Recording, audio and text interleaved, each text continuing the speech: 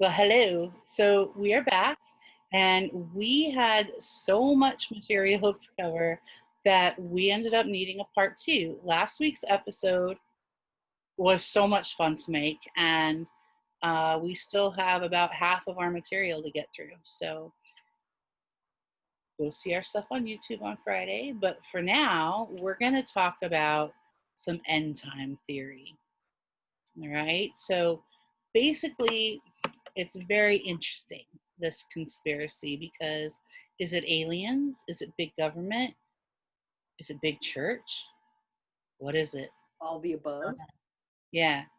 But what's interesting is that there are two different schools of thought with the end times. The Abrahamic religions kind of have a very linear progression. So they have God creates the world, and then the Antichrist figure arises, and this happens with the Muslims and also the Jews, as well as Christians. So, like I said, the Abrahamic religions. Then Messiah comes to save us all. The righteous people are grabbed up and gathered and put wherever they're put, depending on if you're a Jehovah Witness or a Mormon or a Catholic, whatever you are, that's how many people are going whatever place. And then there's a war, and there's all these trials and tribulations and stuff that happens, and then boom, end of the world. That's it. Nothing. Fade to black. That's all we got for you. Then allegedly, people will sit at the right hand of God, and then you'll rule on in heaven forever and ever and ever in eternity. However, there are some other religions that have some other uh, ideas. The more cyclic religions, so like Hinduism, Buddhism. Buddhism. Yeah, I was like Buddhist, the Shintos, religions like that are very much at a everything is connected. The wheel turns and the new cycle is started. Paganism, things like that. It's more of there's a life cycle, like there's birth of the world or civilization, and then there's the life of that. Then it starts to decay, then it dies, but then from that death there's a rebirth, and that's kind of their type of theory. What's interesting is that no matter where these religions are in the world, um, they all kind of have the same sort of stories. Like the Egyptians have an origin story that's very similar to what Jews had, and on and on and on. Now, here's where we get into the conspiracies of that. Now that I've given you the backstory, um, how come we all have similar origin stories and similar end stories? Is it because these seeds were planted in prehistory and maybe everybody comes from one people and the stories were passed down and just became bastardized over time? That's what people, you would think when you think about it. But then, oh my darlings, then we have the people that believe that human beings wouldn't exist and there's no missing link because humans are a mutation that was created by aliens when they came and experimented on the Neanderthals and experimented, and they created humans, and we're some sort of crossbreed between apes and aliens. And you've heard this one, right? And they say that, yeah, and they're like, yeah, and we can prove it because on the pyramids there's like pictures of astronauts in the stone.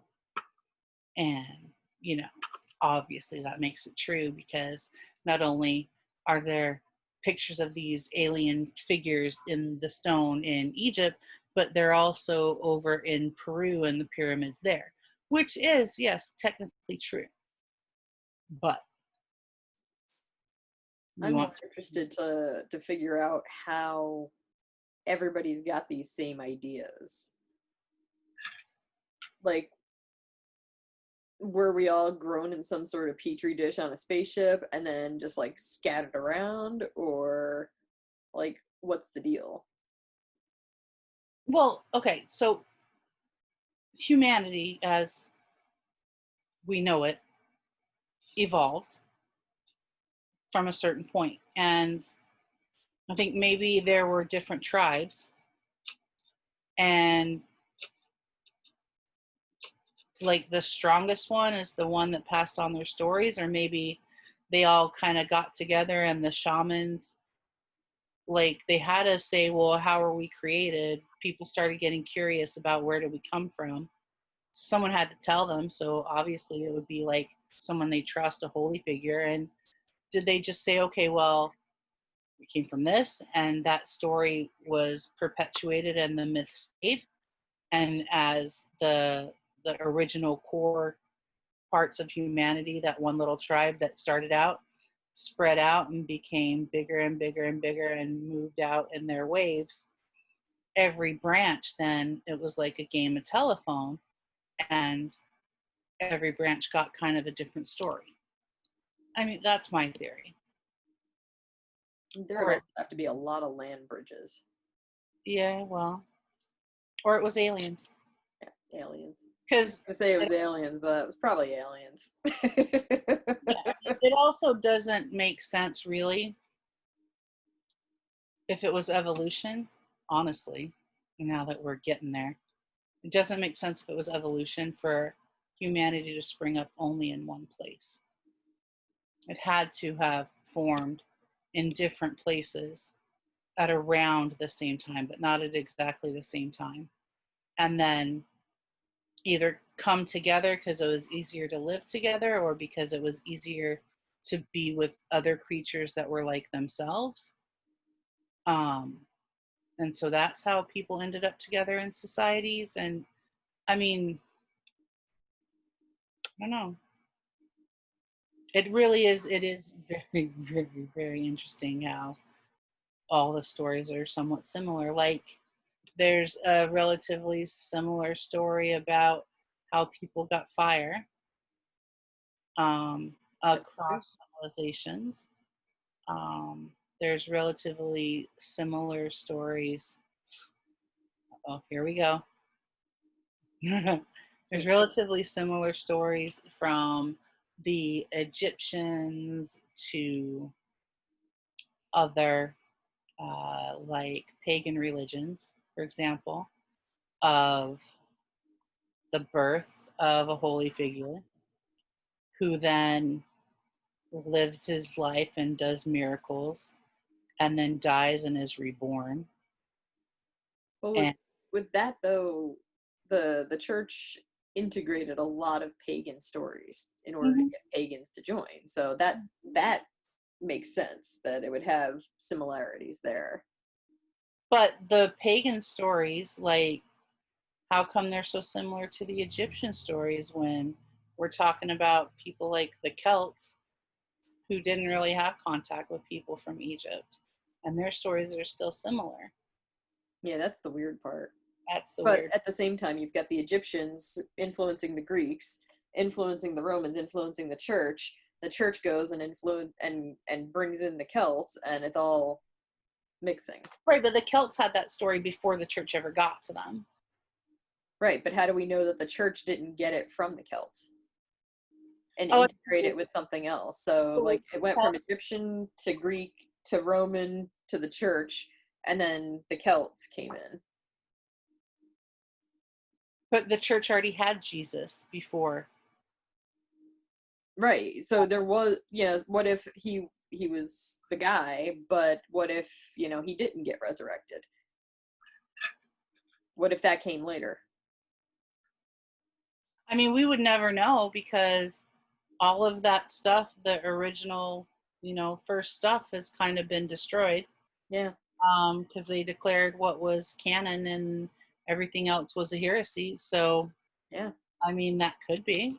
And I mean, what if they took him off the cross and stuck him in the tomb and he wasn't dead? You're just in a coma. That's kind of what I thought happened. Like he wasn't dead. Yeah. I'm He was not dead. I'm getting better. I think I'll go for a walk.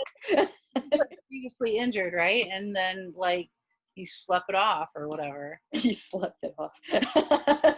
Maybe he was in there longer than 3 days. Maybe it was a little Yeah, bit longer. like define day, because Yeah. Earth was created in 7 days. Are we talking about creation days or are we talking about days? Yeah. Like, was he in Um, there for 3 months? Like, yeah, like we would never know. We yeah. really wouldn't. And that's also interesting too, because all those suppressed gospels, people are like the translations are finally starting to come out and people are figuring out what's on there. I saw on some documentary where they're putting together these manuscripts, these original documents, and they have fragments. They're tiny, little that have like maybe two letters on them, and they're piecing it together, and it's just mind blowing. Who knows what we're gonna find out from those? Well, I mean, that's the Book of Giants and the Book of Jubilees all over the place because there's so many things missing from it, but they both tie in to the Book of Enoch. Right, and now that's another thing. There's so many people. People don't know about the Book of Jubilees and the Book of Giants. People don't know about the Book of Enoch. People don't know about. They might know about the Gospel of Mary Magdalene because they read, Dan Brown books. But Yeah. And I mean, the Book of Enoch is interesting because in Catholicism, it's the Apocrypha. So you've got your apocryphal books. Book of Enoch is one of those. And it talks about, God having a BFF, like a human BFF who right, lived to be 300 and like walked up into the clouds with God after 300 years. He figured, hey, I've had a good run. I'm done.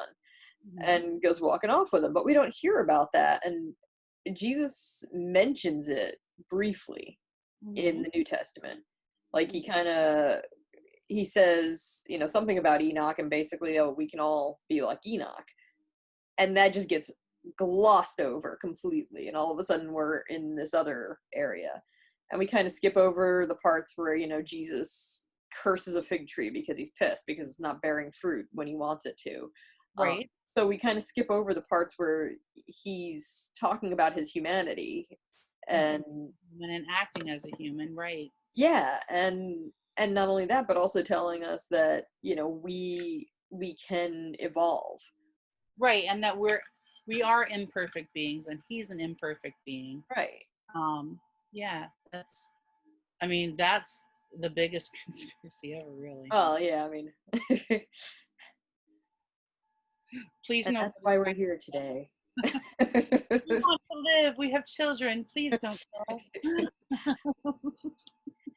No, but it's always been fascinating to me to study the Apocrypha because we learn in Sunday school that God sent the flood down to kill the sinners, and what really happened was He sent this flood down to kill this hybrid creature Mhm. that That's should mentioned what 2 or 3 times in the book of Genesis, and then never mentioned again. yeah Except at one point, don't they mention them in the New Testament that shows like they lived through the flood and stuff? they did, yeah. Well, they specifically say it in the Book of Enoch too, where the flood comes and they're killed, but basically it's like the Cthulhu mythos where they're under the ocean, not dead but dreaming, waiting, Waiting for their waiting. But at the same time, it ties in with the stories of like Grendel and opportunity. all that stuff. Like, where did these things come from? We hear about giants all the time and all these stories, and I'm like, either people back then were seriously short, which they probably were, um, But not as short as we think, honestly. right? But I mean, like, if they're all about 5 feet tall, Mhm. somebody who's like 6 feet tall is going to be a giant. Correct. From my own personal experience, I can Yeah. tell you that everybody who's over 6 feet tall is a giant to me. Yes. Yes. And if Same. I'm writing a book that's going to eventually, get some traction with, worldwide religion, I'm going to say, hell yeah, they're giants. Right. Yeah. So I don't think they were necessarily giant and the way that they describe it. I think they were probably just very large creatures who were probably over 6 feet, anywhere from 6 to 7 feet tall. Well, and then there's the possibility that they had an enormous amount of charisma as well, because that makes people appear larger than life as it is. And that brings us to another thing. Where the heck did the Nephilim come from? They say that they are the sons of angels and the daughters of men. Hmm. Well, okay, but angels are allegedly sexless, aren't they? Like, Oh no! See, well, a the lot. other apocrypha go into that. Right. Well, what I'm saying is other people are like other parts of religion teach that Yeah. Oh yeah. I mean, Yeah. Catholicism kind of glosses over the whole sexuality of angels too, Mhm. whereas the apocrypha doesn't. In fact, the book of, I can't remember if it's Jubilees or Giants, the book of Enoch does touch on it, Mhm. where they say, the angels were like, "Oh, look, beautiful human women, like let's go Yeah. marry them," and it didn't happen like that. In fact, the angels basically discovered sex and had sex with literally everything they could have sex with, Mhm. and then human women gave them babies. Right. And so they really watered that down by the time it hit the Enoch book and by the time it hit into the Bible, So, where like, that's something that I've always wondered about too. Like, angels are allegedly sexless, but then we've got names for the archangels like Michael and Gabriel, and there's all these male names. So if they're sexless, how come, like, where are the girl angels, and why are there girl and male, like, why are there male and female angels if they're supposed to be sexless? yeah, there's definitely male and female angels. Mm-hmm. Um and the male angels, the watchers, Mm-hmm. were very much interested in sex. Mm-hmm. And it kind of ties into the Greek and Roman myths where the gods of Olympus came down and had sex with Yeah. human women to have babies. And it's like, okay, well, what if these things are considered gods that lived up on a mountain because they don't know where they came from? Maybe they came from a spaceship, maybe they came from like wherever, but all of a sudden you got, Zeus angel coming down. Right, and then their children would automatically be demigods. Yep. So yeah, I mean, it makes sense. Yeah. It does And all. then, I took it a little step further with the Immortal War series where it was like, okay, the ones who could pass for human basically lived as gods on Olympus and Mhm. then and walked amongst humanity, whereas the ones who looked more like Cthulhu, they weren't smart enough to get up to the top of the mountain and they ended up drowning, but they didn't die. Which So also an interesting thing too, right? Because angels are supposed to be beautiful and terrible, but then you get like the one angel that has, like, he's covered in eyes and has like 6 sets of wings or whatever, and they're like spinning balls of light that are covered in, that would be hideous. Any stretch. I don't care how pretty the eyes are. I don't care what kind of foundation they're wearing. That would be, that would be pretty terrifying to see you something know, like that. Yeah, I would think they would have to look at least passingly human you would think. to not have somebody run screaming from them. But at Yeah. the same time, we don't hear about that angel with the multitude of eyes and wings getting, hooking up with anybody. It was some like nameless angels who hooked Maybe up with the women. maybe he found the other angel with all the noses and ears and Angels need love too. Oh. And that, yeah, like, okay, so the angels discovered sex, right? And they're Mhm. male angels. Well, there's female angels too. Like, why didn't they just have sex with the female angels? I guess they were at an outpost and I don't know, exiled? I don't know. Like they just basically were supposed to like watch over everything and make sure it was running smooth and then they did that thing. Well, I mean, I don't expect you to know the answers. I just find Yeah. these interesting questions that never have been answered to my satisfaction. Yeah, I mean, there's a lot of those questions. Mhm. I would very much like to know why it's never mentioned. I'd also like to know why we don't talk about, oh, hey, you can be like Enoch, Right. where you can, Just walk off into heaven without dying. yeah, or like it wasn't even so much that, but it was like a direct line straight to God, Right. where it was like Enoch talked and God listened, and it was just like, okay, Well, that would so stand to reason that the rest of us can, and we don't have to have all these middlemen. yeah. And I think that's probably why they pushed it off into the Apocrypha. And was like, oh no, there's no way that could possibly happen. There has to be a middleman. Hmm. And it's like, well, no, according to this, there doesn't. Right. So, Yeah, but there's no money in that, like, honestly. oh yeah, there's no money and there's no fear. Hmm. Which, as we know, the whole concept of going to hell is basically a control factor to keep the Yeah. masses in line. Yeah. Well, and then there's another thing I've always wondered about. Like, Lucifer has a bad rap, right? He was sent to hell to punish wrongdoers as his punishment, which means that he probably would not enjoy doing the punishments to people. All he did was rebel against orders that he found to be immoral, or like he didn't agree with the orders and he rebelled against that, Well, which, you it, know, it came no. down to free will because supposedly the angels don't have free will, which the Watcher angels disprove that Hmm. because they damn well had free will. Hmm. Well, and I think Lucifer probably had free will too, and I don't understand why you should be so terrified of someone who's probably not that into hurting you anyway. Yeah, like if he hated humans that much, wouldn't he enjoy inflicting pain? Exactly. I suspect it was probably more of a lover's tiff. Well, and then that's the other thing too. If you think deeper on that, Satan is, and Lucifer, Satan, whatever, is supposed to entice you to sin and lead you to stray. Well, if God loves us so much, why would he set us up to fail?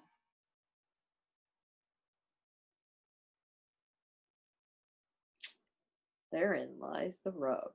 Mhm. Join us when we discuss even more controversial topics on our show. And just for your information, we always talk like this. It's true. We And not necessarily with the tinfoil hats or anything, but right. we do But talk like this. then it'll be like, oh, squirrel, and we'll Yeah, move on to something else. We're actually trying to stay on one topic at yeah.